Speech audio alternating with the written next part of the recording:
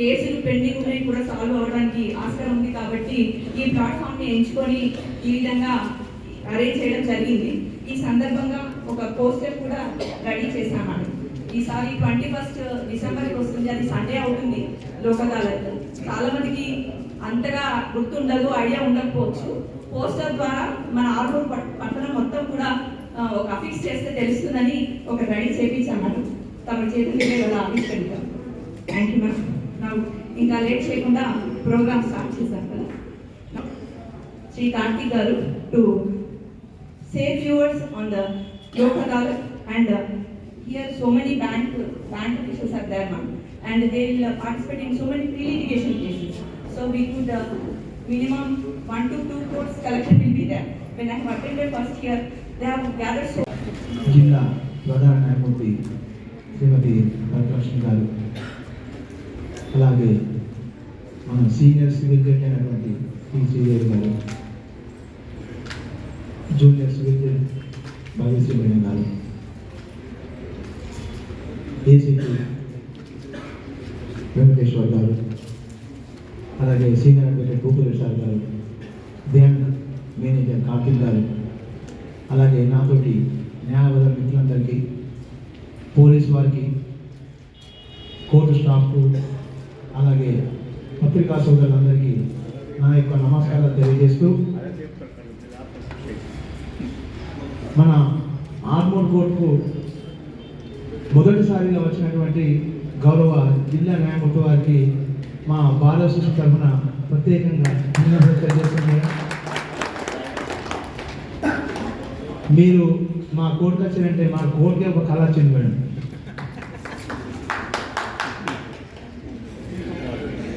అయితే మేడం మా ఆర్మూర్ బాల శిశు తరఫున ఇంతకుముందే మన ప్రోటోకాల్ జడ్జి గారికి, మాధవ్ గారికి మన రీసెంట్ నిజామాబాద్లో మెమోరాండం ఇవ్వడం జరిగింది.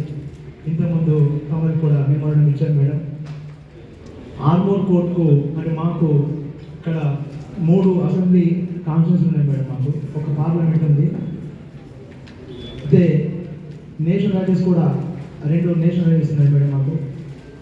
మాకు ఏడీజే కోర్టు కావాలని చెప్పేసి ఎన్నోసార్లు సీజే గారికి, అలాగే ప్రోటోకాల్ జడ్జి గారికి, తమరు కూడా ఎన్నోసార్లు మేము వినతి పత్రం ఇవ్వడం జరిగింది మేడం. దానిపై మీరు ప్రత్యేకంగా శ్రద్ధ తీసుకొని ఈ ఏడీజే కోర్టుకు మాకు వచ్చేలా మీ సహాయ సహకారాలు అందించాలని మా పారిశ్రమ తరఫున కోరుతున్నాం మేడం. అలాగే ఇక్కడ ఈ ఫస్ట్ ఫ్లోర్ ఒకటే ఉంది మేడం. 2 course building madam. ఇది మాకు 2 కోర్స్ బిల్డింగ్లో మేము అడ్జస్ట్ అయ్యి 3 కోర్టు నడుపుతున్నాం మేడం. ఒకటి సబ్ కోర్టు, ఒకటి పీడిఎం కోర్టు, ఒకటి ఏడిఎం కోర్టు మేడం. వాస్తవంగా 2 కోర్స్ బిల్డింగ్ ఇది. దాంట్లో ఈ స్టాఫ్ కానీ మా అడ్వకేట్లకు, సీనియర్ అడ్వకేట్లు, అలాగే మహిళా అడ్వకేట్స్ కూడా చాలామంది, దాదాపు 10 మంది వస్తున్నారు మేడం. వారికి లేడీ అడ్వకేట్స్ కూడా మాకు అకామిడేషన్ లేదు మేము, చాలా కష్టం ఉంది. సీనియర్ కూడా చాలా చిన్న రూమ్ ఉంది. మా స్ట్రెంత్ మేడం 150 ఉంది. 150 చిన్న గదిలో మాకేదైనా మీటింగ్ పెట్టాలనుకున్నా కానీ 50-60 మంది కంటే కూర్చోవడానికి అక్కడ అవకాశం లేదు మేడం. దాని గురించి కూడా మాకు సెకండ్ ఫ్లోర్లో అనుమతిస్తే మాకు కొద్దిగా ఇక లాభంగా ఏడీజే కూడా వస్తే కూడా 4 కోట్లు అయితే మేడం. ఈ సెకండ్ ఫ్లోర్ 2 కోర్స్ బిల్డింగ్లో 4 కోట్లు నిర్వహించుకోవడం చాలా కష్టమవుతుంది మేడం. దాని గురించి కూడా మీరు కొద్దిగా మాకు సహాయ సహకారాలు అందించాలని కోరుతున్నాను మేడం. అలాగే ఇక్కడ మన ఆర్మూర్ కోర్టులో ఇక్కడ పాత బిల్డింగ్ ఉంది మేడం, ఓల్డ్ బిల్డింగ్, అది శిథిలావస్థలో ఉంది మేడం. దాన్ని డిస్మెంటల్ చేస్తే మాకు పార్కింగ్ కూడా కొద్దిగా స్ట్రెంత్ బాగుంది మేడం. అడ్వకేట్స్ 150 అంటే దాదాపు అందరికి 5 మంది కార్లు ఉన్నాయి మేడం. ఆ కార్లు పెట్టడానికి చాలా కష్టమవుతుంది మేడం. అందరు బయట పెట్టుకుంటున్నారు. అక్కడ శిథిలావస్థలో ఉన్న భవనాన్ని తొలగిస్తే మాకు పార్కింగ్ కూడా కొద్దిగా మంచిగా అందుబాటులో మంచిగా ఉంటుందని చెప్పేసి అని బాలసుందరం మీకు సవినయంగా మనం చేస్తున్నాం మేడం. అయితే ఈరోజు ఈ కార్యక్రమం ఉద్దేశం ఏంటంటే కోఆర్డినేషన్ మీటింగ్ ఏంటంటే అడ్వకేట్స్, పోలీస్ అందరూ కూడా వచ్చే ఈ నెల 21వ తారీఖు రోజు శనివారం, సండే ఇక్కడ లోకల్ ఉంది కాబట్టి ఆ లోకల్లో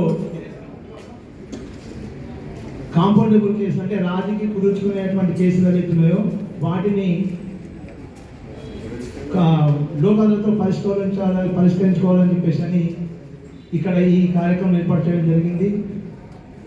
మేము ఇక్కడ మా అడ్వకేట్ తరఫున ఒక విన్నపం ఏంటంటే మేడం, ఈ లోక్ అదాలత్లో కేసులు చాలా మటుకు పరిష్కారం అవుతున్న దానికి న్యాయవాదులందరూ కూడా మంచి సపోర్ట్ చేస్తున్నారు. కానీ లోక్ అదాలత్లో కేసు కాంపౌండబుల్ లోక్ అదాలత్ పెట్టే రోజు అడ్వకేట్స్ వితౌట్ ఇంటిమేషన్ ఆ కేసులని లోక్ అదాలత్లో పరిష్కరిస్తారు మేడం. అంటే అడ్వకేట్ ఏమనుకుంటే లోక్ అదాలత్ అవుతున్న విషయం మాకు తెలియడం లేదు. వీళ్ళు ఏం చేస్తారంటే పోలీసు వాళ్ళు ఏం చేస్తారంటే డైరెక్ట్ కంప్లైంట్ని అప్పీల్ తీసుకొచ్చేస్తారు, లోక్ అదాలత్లో పరిష్కారం చేస్తారు వితౌట్ ఇన్ఫర్మేషన్ టు అడ్వకేట్. మా విన్నపం దయచేసి ఏదైనా ఉంటే అడ్వకేట్ ద్వారా లోక్ అదాలత్ కేసు పరిష్కారం అయితే మాకు కూడా కొంచెం సంతోషంగా మేము కూడా ఇంకా ఎంకరేజ్ అయ్యి ఇంకా లోక్ అదాలత్ ఎక్కువ కేసులు పరిష్కరించడానికి మాకు కూడా కొద్ది అవకాశం ఉండదు. కాబట్టి దాని గురించి కూడా మీరు కొద్దిగా చూడాలి మేడం. మా న్యాయవాదులందరూ కూడా లోక్ అదాలత్లో చక్కటి సపోర్ట్గా ఉన్నారు. కేసెస్ కూడా ఎందుకంటే కేసెస్ అంటే కాంపౌండబుల్ కేసెస్ కొన్ని రోజుల పాటు మినిమం 2-3 years జరిగితే పార్టీ కూడా పాపం ఏంటంటే కాంప్లైంట్ ఇచ్చిన పార్టీ కూడా కోర్టుకు రావాలి.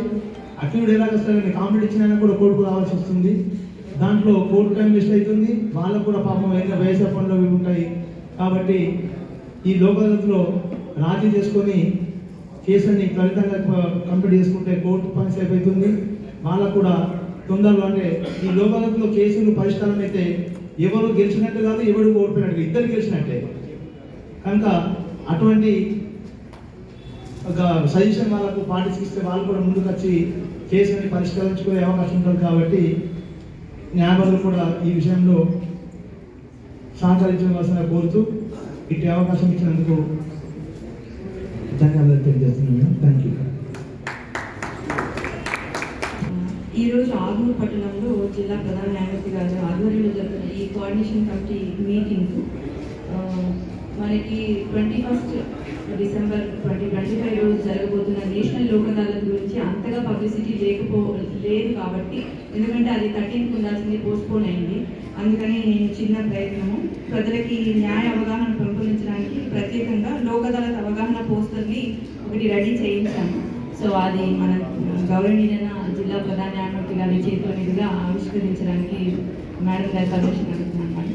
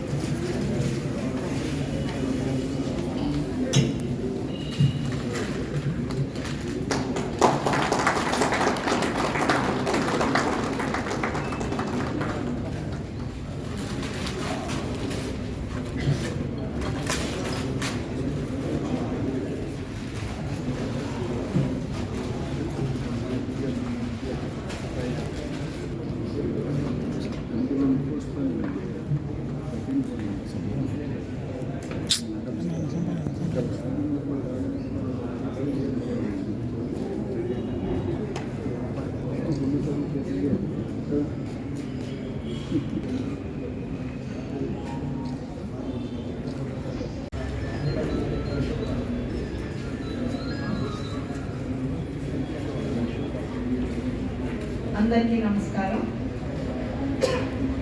వేదికను అలంకరించిన కార్యక్రమానికి అధ్యక్షత వహించిన నా కొలీగ్, నా సోదరి శ్రీదేవి గారికి, బార్ ప్రెసిడెంట్ శ్రీధర్ గారికి, బ్యాంక్ మేనేజర్ గారికి, assistant commissioner police Venkateswara Reddy గారికి, సీనియర్ అడ్వకేట్ భూపతి రెడ్డి గారికి, మై కొలీగ్ ఆఫీసర్ భవ్యశ్రీ గారికి, ఇక్కడికి విచ్చేసిన అడ్వకేట్స్కి, పోలీస్ ఆఫీసర్స్కి, స్టాఫ్కి, ప్రింట్ అండ్ ఎలక్ట్రానిక్ మీడియా మరి అందరికీ కూడా నమస్కారం. నేను వచ్చి 8 నెలలు అయింది ఈ జిల్లాకి.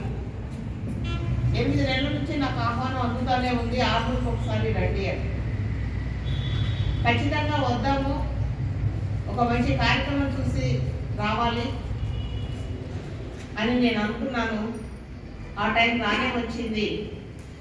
తాళపూర్లో ఒక మంచి ప్రోగ్రాం పెట్టారు. ఇంకా ఇదే తరుణం అని నేను ఆ రోజు తాళపూర్ గ్రామానికి రావడం, ఆ కార్యక్రమంలో మాట్లాడడం కూడా జరిగింది. మీ అందరికీ తెలుసు,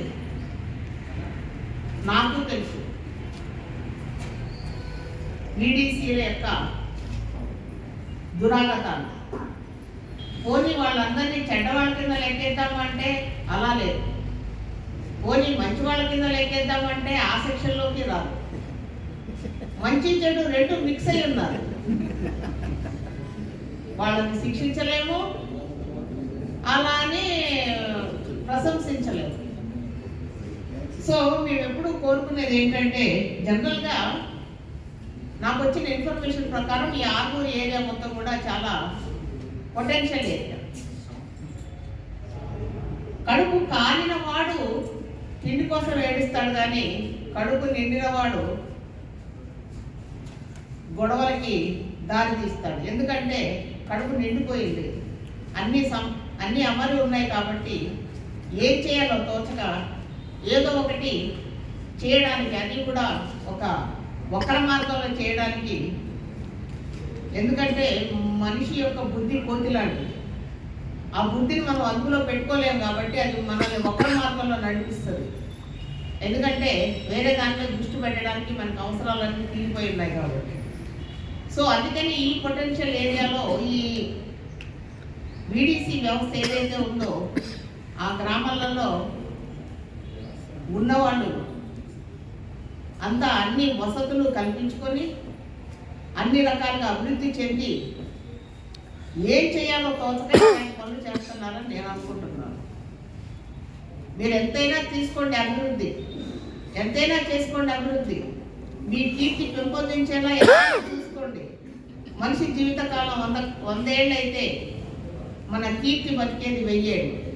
సో దానికోసం ఏమైనా మంచి పనులు చేయండి, కానీ చట్టాన్ని మాత్రం చేతులకు తీసుకోవద్దని మరీ వీడీసీ సభ్యులకి, అది ఎక్కడైతే ఉన్నదో ఆ ప్రాబ్లం ఎక్కడైతే ఉందో అక్కడ ఉన్న వారందరికీ నేను మరీ కోరుకుంటున్నాను. ఎందుకంటే చట్టాన్ని ఎప్పుడైతే చేతులకు తీసుకుంటారో ఖచ్చితంగా చట్టం యొక్క రెస్పాన్స్ చెప్పారు, కర్మ ఎవరిని వదిలిపెట్టదు. అది మీరు చేసే పని అంటే కర్మ. మీ కర్మ మిమ్మల్ని వెంటబడుతుంది, హార్ట్ చేస్తుంది. కాబట్టి చట్టాన్ని చేతిలోకి తీసుకోకుండా మీరు అన్ని అభివృద్ధి కార్యక్రమాలు చేయడం అనేది ఒక మంచి విషయం. మీరు అలాగే చేయాలి. ఇట్లాంటి చట్ట వ్యతిరేకమైన పనులు చేయకూడదని నేను మరీ కోరుకుంటున్నాను. తర్వాత లోక్ అదాలతుల విషయానికి వస్తే ఇక్కడ పబ్లిక్ లేదు, ఉన్నది అడ్వకేట్స్, పోలీస్ వారే. కాబట్టి ఇప్పుడు పంచాయతీ ఎలక్షన్స్ ఉన్నాయి. మామూలు పార్లమెంట్ అసెంబ్లీ ఎలక్షన్స్ కంటే పంచాయతీ ఎలక్షన్లు చాలా రచ్చరచ్చ ఉంటాయి, నాకు తెలుసు. ఎందుకంటే గ్రామాలలో జరిగే ఎలక్షన్స్ కాబట్టి చాలా లా అండ్ ఆర్డర్ ప్రాబ్లమ్స్ ఉంటాయి. ప్రతి చిన్నదానికి కూడా ఒక ప్రాబ్లం అరైజ్ అవుతుంది. ఇటువంటి చాలా అత్యవసరమైన పరిస్థితుల్లో కూడా ఏసీపీ వెంకటేశ్వర రెడ్డి గారు, వారు ఆర్మీ, నేను పేర్లు వినడమే కానీ అంటే సెషన్స్ కేసెస్ ట్రయల్ చేసేటప్పుడు PS Mortad, PS Nandipet, PS ఇంకా చాలా ఇంకా నాకు ఆ పేర్లతోటి అంత అక్వైంటెన్స్ పరిచయం రావట్లేదు, వినడమే కానీ ఎప్పుడు చూడలేదు, నేను విజిట్ చేయలేదు. కానీ ఈరోజు వారు ఇంట్రడ్యూస్ చేసుకునేటప్పుడు I'm source SA police source PS నాకు అన్ని రీకలెక్ట్ అవుతూ ఉన్నాయి. వాళ్ళందరినీ చూడడం, ప్రత్యేకంగా వెంకటేశ్వర రెడ్డి గారు ఆర్మీని చూడడం, ఎందుకంటే మీ చేతుల్లో ఉంది ఈ ఆర్మూర్ డివిజన్ మొత్తం. వీడీసీ కూడా మీ చేతుల్లోనే ఉంది, లా అండ్ ఆర్డర్ కూడా మీ చేతుల్లోనే ఉంది. సో అందరూ కూడా చాలా యంగ్ అండ్ ఎనర్జెటిక్ ఆఫీసర్స్ కనపడుతున్నారు నాకు ఇక్కడ, SIF polices and CAF polices. So మీ ఎనర్జీని ఒక మంచి పని కోసం, కొన్ని సోషల్ ఈవెంట్స్ మనం వాటికి నారు పోసి నీరు పోసి, అంటే ఒక చెడు పని మన దృష్టిలోకి వచ్చినా కానీ మనం దాని మీద చర్య తీసుకోలేదని అంటే మనం పరోక్షంగా దాన్ని ఎంకరేజ్ చేసినట్టే అవుతుంది. సో ఏ చిన్న కంప్లైంట్ వచ్చినా మీరందరూ రెస్పాండ్ అయ్యి దాని మీద కఠినమైనటువంటి చర్యలకి మీరు చట్టపరంగా తీసుకోవాలని నేను మిమ్మల్ని అందరినీ మరీ కోరుకుంటున్నాను. ఎటువంటి పరిస్థితుల్లో ఈ వీడీసీకి సంబంధించినటువంటి విషయంలో మీరు ఎటువంటి కూడా జాప్యం కానీ లేదా ఇంకే విధమైనటువంటి దానిని మీరు ఎదుర్కోకుండా ఉన్నట్టయితే అది మనం కూడా పరోక్షంగా దాన్ని ఎంకరేజ్ చేసినట్టు అవుతుంది. కాబట్టి మీరు చాలా అలర్ట్గా ఉండాలి ఈ విషయంలోనే నేను మీ అందరినీ మరీ రిక్వెస్ట్ చేస్తున్నాను. తర్వాత ఈ లోక్ అదాలత్లో పోలీసు వారికి నేను చెప్పేది ఒకటే, అయ్యా కేసు వేస్తారు, ఎందుకు వేస్తారు కేసు? ఒక్కొక్కసారి కక్ష సాధింపు ధోరణి కోసం వేయొచ్చు, లేదా ఒక జెన్యూన్ రీజన్తో వేయొచ్చు, లేదా ప్రాపర్టీ గొడవలలో వేయొచ్చు, లేదా కుటుంబ గొడవలలో వేయొచ్చు. ప్రతిదానికి సమాజంలో ఉన్నటువంటి ప్రతి విషయాలలో ఎక్కడైతే రప్చర్ మొదలవుతుందో, ఫ్రిక్షన్ మొదలవుతుందో, ఘర్షణ ఉంటుందో అక్కడి నుంచి మీకు కంప్లైంట్స్ వస్తాయి. కంప్లైంట్స్ వచ్చినప్పుడు మీరు కేసెస్ పెడతారు, ఎఫ్ఐఆర్ ఇష్యూ చేస్తారు, ఆ కేసులు కోర్టుకు వస్తాయి. కానీ కోర్టుకు వచ్చిన మరుక్షణం నుంచి లోక్ అదాలతులని స్టార్ట్ చేస్తారు. మేమే మిమ్మల్ని అడుగుతాము, రండి కూర్చోండి, మీ దగ్గర ఎన్ని కాంపౌండబుల్ కేసెస్లు ఉన్నాయి అంటే రాజీ పడదగినటువంటి కేసులు ఎన్ని ఉన్నాయి లిస్ట్ ఇవ్వండి మాకు. ఒక 300 కేసులు ఉన్నాయా, వీళ్ళందరినీ తీసుకురండి, రాజీ పెట్టండి. కేసులు పెట్టింది మీరే, ముద్దాయిని జైలుకు పంపించింది మీరే, మళ్ళీ రాజీకి మళ్ళీ కంప్లైనెంట్ని బతిలాడి మీరు తీసుకురావాలని అంటే అది అంత ప్రోత్సహించదగ్గ విషయం అయితే కాదు. ఎందుకంటే ఒక కేసు పెట్టిన వాడు ఒక న్యాయం కోసం మన దగ్గరకు వస్తాడు. రాజీతో ఆ న్యాయం జరిగిందని నేను అనుకోను. ఆ జరిగే న్యాయం ఏదో రాజీ పడితే జరుగుతుంది అని అంటే ఆ ప్రయత్నాలన్నీ ఊళ్ళో చేసే ఉంటారు, పెద్ద మనుషులు మాట్లాడే ఉంటారు, కుల పెద్దలు మాట్లాడే ఉంటారు, పంచాయతీలో మాట్లాడే ఉంటారు. అది ఎక్కడ తెగక మాత్రమే న్యాయం కోసం మీ దగ్గరకు వస్తారు. నేనేమంటున్నానంటే మనం చెప్పొచ్చు రాజీ చేయండి, తీసుకురండి అని. కానీ నా వైపు నుంచి మీ అందరూ ఒకటే అభ్యర్థన, రాజీ చేయండి. ఎప్పుడు రాజీ చేయాలి? వాళ్ళంతటా వాళ్ళు స్వచ్ఛంగా మేము రాజీ పడతాము అంటే మాత్రమే మీరు తీసుకురావాలి. మీరెవరిని బలవంతం పెట్టి ప్రెజర్ పెట్టి చేయొద్దు.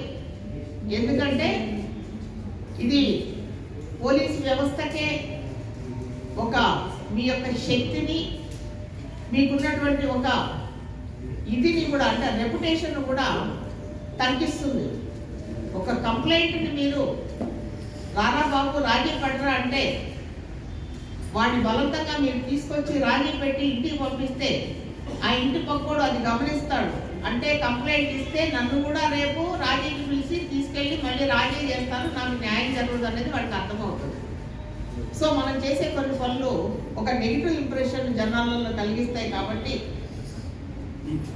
వాళ్ళకి పోలీస్ స్టేషన్కి వెళితే న్యాయం కలుగుతుంది అన్న ఒక భావనని మనం అలాగే కాపాడాలంటే మనం ఎవరి మీద కూడా ప్రెజర్ పెట్టరాదు.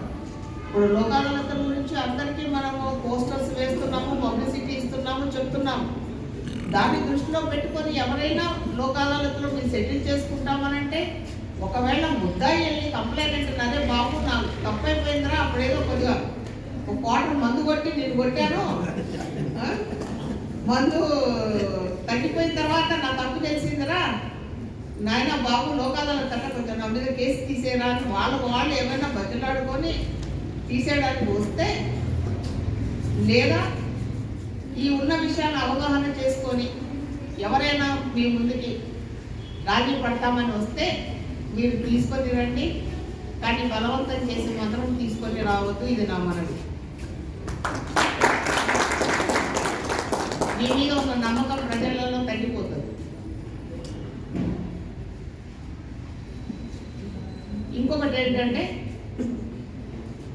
చిన్న దెబ్బ చిటికెన వేలికో లేకపోతే ఎక్కడో ఒక చిన్న సింపుల్ ఇంజూరీ తగిలిందని అనుకుందాం. ఒకడికి వాడు నన్ను కొడతాడా, నడి రోడ్డు మీద కొడతాడా, వాడు ఎలా కొడతాడో నా మీద చెయ్యి ఎందుకు చేసుకుంటాడని వాడు ఆత్మాభిమానం దెబ్బతింటుంది. దెబ్బతిన్నప్పుడు అది చిన్న ఇంజురీ, చెయ్యి తగిలిందా లేకపోతే చేతికున్న వేలికి దెబ్బలు తగిలిందా అన్నది కాదు ప్రశ్న. వాడి మీద చెయ్యి ఎత్తడం అనేది, మ్యాన్ హ్యాండింగ్ చేయడం అనేది క్వశ్చన్ కాబట్టి వాడు ఆత్మగౌరవం కోసం పోలీస్ స్టేషన్కి వస్తాడు. అది చిన్న కేసే, రాజీ పడండి అని అంటే వాడు ఆత్మగౌరవం దెబ్బతింటుంది. సో ఇట్లాంటి చాలా విషయాలు అందులో ముడిపడి ఉంటాయి. ఒక రాజీ అనే దాంట్లో చాలా విషయాలు, ఒక రెప్యుటేషన్ కానీ, ఒక ఆత్మాభిమానం కానీ, ఒక పౌరుషం కానీ అందులో ముడిపడి ఉంటాయి. కాబట్టి దయచేసి ఎవరైతే స్వచ్ఛందంగా ముందుకు వస్తారో వాళ్ళనే మీరు రాజీకి తీసుకురావాల్సిందిగా నేను కోరుకుంటున్నాను. తర్వాత అడ్వకేట్స్ కూడా చెప్తున్నాను, అయ్యా మీరు, నేను ఆల్రెడీ నిజామాబాద్లో ఇన్స్ట్రక్షన్స్ ఇచ్చి ఉన్నాను. మీ దగ్గరికి ముద్దాయి వచ్చి ఉంటాడు, మీరు మెమో ఆఫ్ అపిరెన్స్ వేసి ఉంటారు. కానీ రాజీ పడే నాటికి ఎవరు వచ్చి ఎప్పుడు రాజీ పడుతున్నారో, ఎప్పుడు కేసు పోయిందో మీకు తెలియడం లేదు అని అంటున్నారు. నేను ఈ సందర్భంగా మా ఆఫీసర్స్కి ఒకటే చెప్తున్నాను, ఈ రోజు నుంచి నెక్స్ట్ లోక్ అదాలత్ నుంచి ఏ కేసు రాజీకి వచ్చినా ఖచ్చితంగా అడ్వకేట్కి నోటీస్ ఇవ్వండి.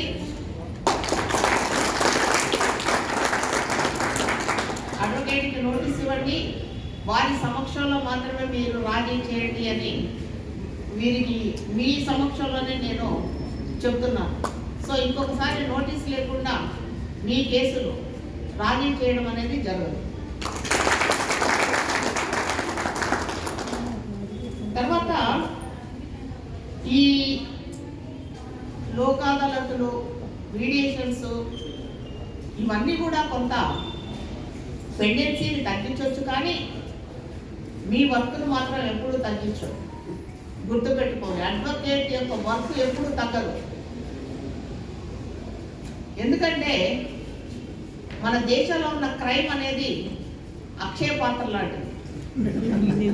తీసిన కొందికి వెంటనే ఉంటాయి. మీరు ఎప్పుడు కంగారు పడద్దు.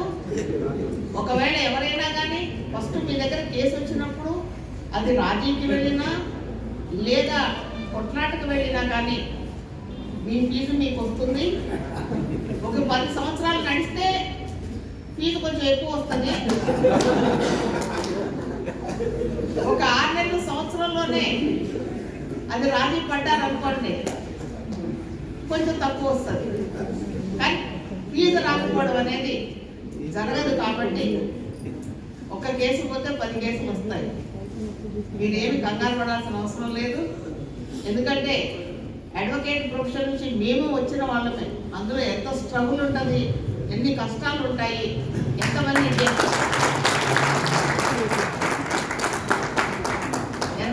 జడ్జీల ముందు మనము రిప్రజెంటేషన్ చేయాలి. దానికంటే అన్నిటికంటే ముందు ఎంతమంది క్లయింట్కి మనం సమాధానం చెప్పాలి. వాడు 10ంటికి, 11ంటికి, 12ంటికి ఫోన్ చేస్తాడు, సార్ నాకు కేసేమని. అర్ధరాత్రి, సండే ఉండదు, సండే కూడా ఫోన్ చేస్తారు. పండగ ఉండదు, పండగ కూడా ఫోన్ చేస్తారు.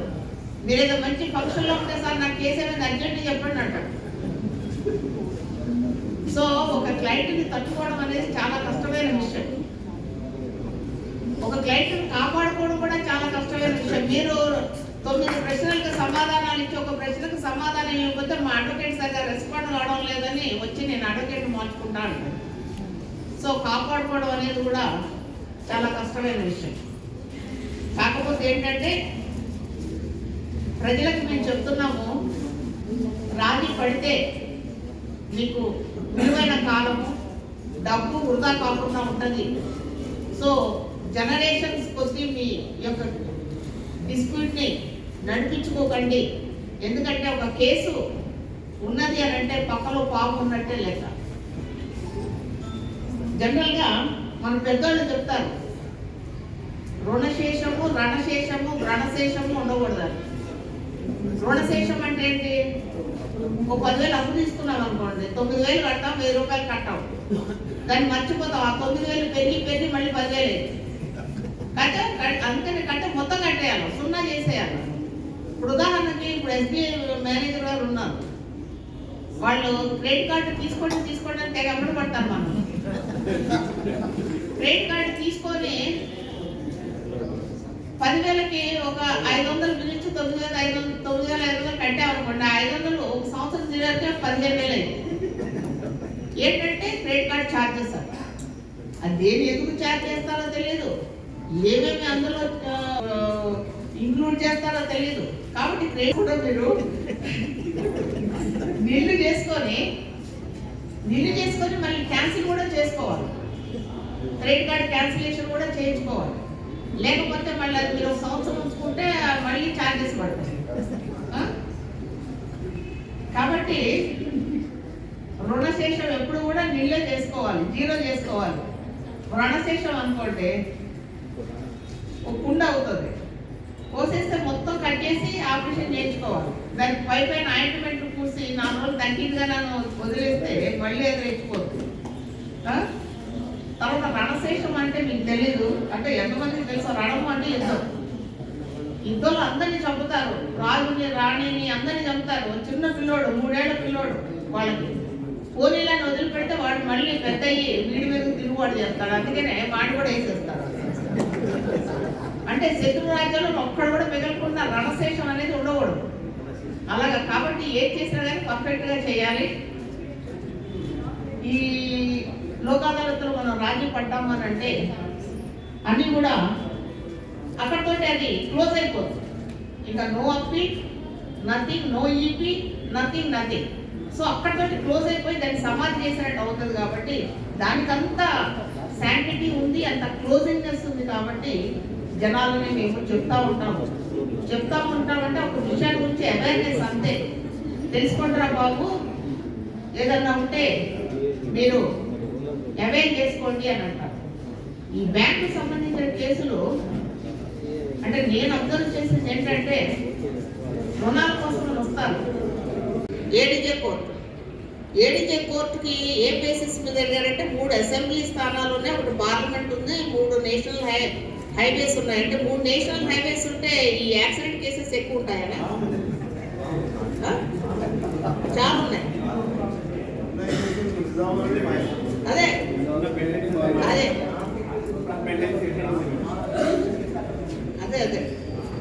ఇప్పుడు నేషనల్ హైవేస్ నుంచి ప్రత్యేకంగా చెప్పారంటే యాక్సిడెంట్ కేసులన్నీ వీళ్ళకి రావాల్సినవి వాళ్ళకి వెళ్ళిపోతున్నాయని.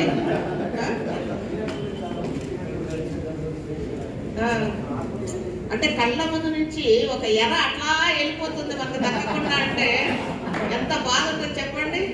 చేప మన కళ్ళ నుంచి ఇట్లానే నిజామాబాద్ వెళ్ళిపోతుంది. ప్రపోజల్స్ వెళ్ళాయి, అది పెండింగ్ విత్ ఆనరబుల్ హైకోర్ట్. మీరు ఖచ్చితంగా ప్రయత్నాలు ముమ్మరం చేస్తే ఎప్పుడు వెళ్ళాయి, ఎంత దీని యొక్క లెక్కలు పంపించమంటే మేము పంపిస్తాము. అక్కడ నుంచి మేము కూడా రికమెండ్ చేస్తాము. మా రిపోర్ట్లో మేము రాసేటప్పుడు there is a need of additional district court. ఎందుకనంటే మా డిస్ట్రిక్ట్ కోర్ట్ కంటే ఈ డిస్ట్రిక్ట్ కోర్టు ఈ కోర్టు బాగుంది.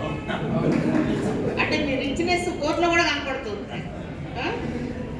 నీట్గా ఉంది, చాలా బాగుంది, మంచి ప్లేస్. సో ఖచ్చితంగా అంటే డిస్ట్రిక్ట్ కోర్టు మాత్రం దీనికి సానుకూలంగానే స్పందిస్తుంది. మీరు అన్నట్టుగా ఇప్పుడు 307 కేసు ఇప్పుడు సబ్ కోర్టుకి క్రిమినల్ జ్యూరిస్డిక్షన్ తీసేశారు. కాబట్టి ఇప్పుడు మ్యాజిస్ట్రేట్ కోర్టు దాటుకొని మళ్ళీ సెషన్స్ కోర్టుకే వెళ్ళాలి. So above more than 3 years కేసులన్నీ కూడా మళ్ళీ నిజామాబాద్ సేమ్ సిచ్యువేషన్ వెళ్ళిపోతాయి. కాబట్టి ఖచ్చితంగా ఇది ఇక్కడ ఉంటే లిటిగెంట్స్ కూడా అందుబాటులో ఉంటుంది. వీళ్ళు ఇక్కడ నుంచి నిజామాబాద్ తిరగడం కంటే ఇక్కడ నుంచి ఈ డివిజన్ వాళ్ళు, ఈ ఏరియా వాళ్ళు ఆర్మూర్ కోర్టుకు రావడం చాలా ఈజీ. కాబట్టి పెండెన్సీ కూడా ఎక్కువ ఉంది. కాబట్టి ఆ రిపోర్ట్స్ అన్ని కూడా మేము పంపిస్తామండి. మీరు కొంచెం పర్సూ చేసుకోండి.